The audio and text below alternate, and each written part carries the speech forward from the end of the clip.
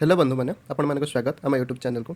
आज आम एक नुआ सीरीज स्टार्ट करने जाऊे जो कि आगे आसता आर एग्जाम आम समझ जाए 8 अक्टोबर स्टार्ट होगा जाऊे से एग्जाम पूर्व पाखापाखि ओडिया ग्रामर जो जो टॉपिक इंपोर्टेंट जहाँ भी एग्जाम आसो से रिलेटेड जहाँ भी जिन आम कभरअप करने चेष्टा करवा। से सीरीज फास्ट आज आम पढ़ा जाऊे ओडिया भाषा, ध्वनि, लिपि, मात्रा, फला और शब्द। क्लीयर। तो आम जानते भाषार डेफिनेशन क्या कहुए, भाषा क्या कहुए, तापर भाषा आम मनर भाव को प्रकाश करने भाषा कहुए। यार इंपोर्टेंट जिन कौट आसवा ना ध्वनि, वर्णमाला ये सब छाड़देव एठिक आसो। ये जो स्वर ध्वनि रही है जो ध्वनि आपे आपे उच्चारित हुए ताको स्वर ध्वनि कहुए। मन है क्लीयर। तो टोटाल आम 11टा स्वर ध्वनि रही है। व्यंजन ध्वनि क्या कहवा, जो ध्वनि अन्यर साहाय्य नहीं उच्चारित हुए तो व्यंजन ध्वनि कहवा। ये जो देखुचे मो क्रसर मूव कर ये सब इंपोर्टेंट जमी ओष्ठर को ध्वनि उच्चारित हुए दंतरु, मूर्धनु, कंठरु। ये है वर्ग जाऊँचे एथर भी जाऊँचे। क्लीयर। फास्ट तापर आसला एठू क्वेश्चन आसे गोटे क्वेश्चन आसाला कौन ना स्पर्श संघर्ष ध्वनि क्या कहुए से झ आसाला। क्लीयर। संघर्ष ध्वनि, लोड़ित ध्वनि, पार्श्विका ध्वनि ये सब क्वेश्चन बहुत इंपोर्टेंट गोटे थर मन रखा चेष्टा करो। तापर आसला व्यंजन स्वरवर्ण आसला सब जिन 11टी स्वरवर्ण रही है रु आ ओडिया भाषा ना स्वरवर्ण पर्यायर आ ग्रहण करा ये दुटा एत इंपोर्टेंट नुहे कि स्वरवर्ण केटा मन रखा रही 11टा। क्लीयर। तापर आसला व्यंजन वर्ण।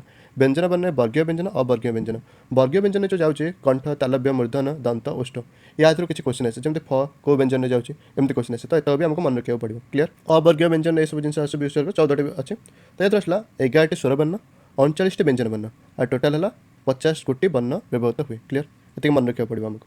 तापर आसला मात्रा और फला। मात्रा क्या कहवा, फला क्या कहवा, ये भी गोटे इंपोर्टेंट जिन जमी स्वरवर्णर सांकेतिक रूप को आम कौन कहीपर मात्रा कहीपर कार कहीपर। अ को छाड़देले आज जिते स्वरवर्ण अच्छे तार सब गोटे गोटे कौन अच्छे मात्रा आसला आ ई ये सब जिन अच्छे सब मात्रा लगे क्लीयर पूरा।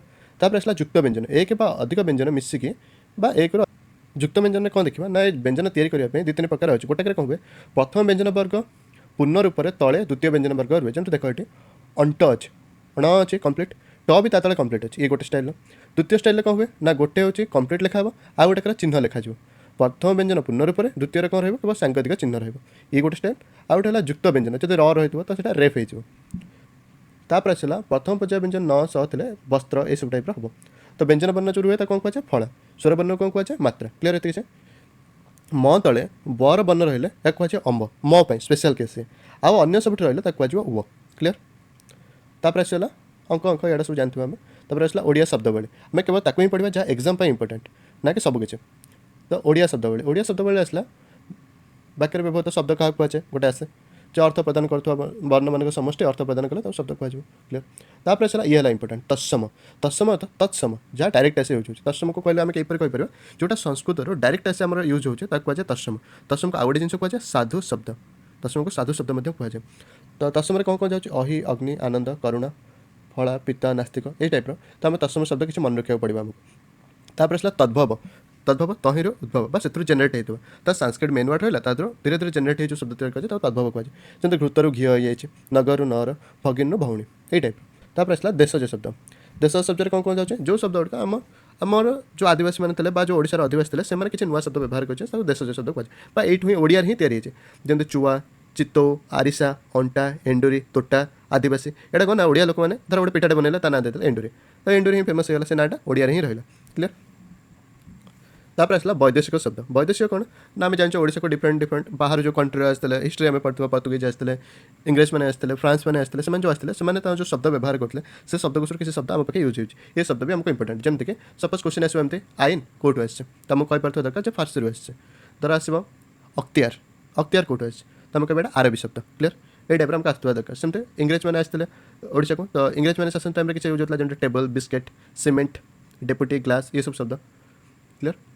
सेमती पर्तुगीज मैंने आसते सेमई, सोढ़ा, चोरी, कूपन, दाम, कर्क। क्लीयर। तापर आसला शब्दार्थ। शब्दार्थ कौन हुए ना ये सब डिटेल्स आम पढ़ा शब्दार्थ तो एत इंपोर्टेंट नुहे खाली शुणी था मन रखा दरकार शब्दर अर्थ को प्रकाश होता शब्दार्थ कहुए। रूढ़ी रुए, यौगिक रुए, जोग रूढ़ी रुए। रूढ़ी में कौन हुए ना शब्द थी गोटे शब्दर प्रकृति प्रयोगगत अर्थ गोटे थी कि तार बुझुवा गोटे अर्थ जमी आम कहे जे व्याघ्र। व्याघ्र अर्थ है आग्रहण करे तो व्याघ्र कहुए एक्चुअली प्राकृतिक अर्थ प्रत्ययगत अर्थ किंतु व्याघ्र कहले आम कौन बुझे बाघ को बुझे हिंस्र जंतु को बुझे। क्लीयर। सेमती यौगिक शब्द कौन 2टा शब्द मिसिक जोटा तैयारी हो तो यौगिक कहुए। पजुत अक पाचक। पाचक अर्थ कौन ना जी पाक करे तो पाचक कहुए। क्लीयर। तो ये सेम अर्थ को दब कि 2टा मिसिक अर्थ प्रकाश कर। जोग रूढ़ी कौन 2टा जिन मिस अर्थ दौथुब आ गोटे कर किंतु ओरिजिनल अर्थ आ गोटे जमी पंकज। पंकरु जात जे से पंकज क्लीयर किंतु यार पर्टिकुलर अर्थ है पंकज कहले आम बुझा केवल पद्म को पंकज तो केते कौन जात हो किंतु पंकज कहले आम केवल पद्म को ही बोलिबा क्लीयर तापर आसला जुग्म शब्द कौन दुईटी पाखापाखि शब्द मिसिक जो शब्द दिए ताको जुग्म शब्द कहुए अदल बदल अधि संधि तापर होचे धनात्मक युक्त अच्छी जमते झिम झिम फटफट द्विरुक्ति अच्छी थर थर छल छल सेम वर्ड दिथ लगे खाई खाई घर घर यार सब द्विरुक्ति कहुए क्लीयर तापर आसला समोच्चायित शब्द या विषय में आम बहुत गुड़ाए पढ़ा ये भोकाबुलारी गोटे पार्ट ओडिया जार की क्वेश्चन आसो आम जमते अशी अशी हसईकार दीर्घईकार हसईकार मीन्स खंडा दीर्घईकार मीन्स संख्यार अशी गणन संख्यार अशी सेमती आम विपरीत बोधक शब्द अच्छी अभिज्ञ अनभिज्ञ असली नकली आसक्ति सॉरी आस्तिक नास्तिक आशीर्वाद अभिशाप ये सब शब्द अच्छे आम गोटे ग्रामेटिकल आने आ गोटे भोकाबुलारी वाला आने दुईटा वीडियो पर डे आने क्लीयर थैंक यू आज नेक्स्ट क्लास में पढ़ा लिंग वचन पुरुष।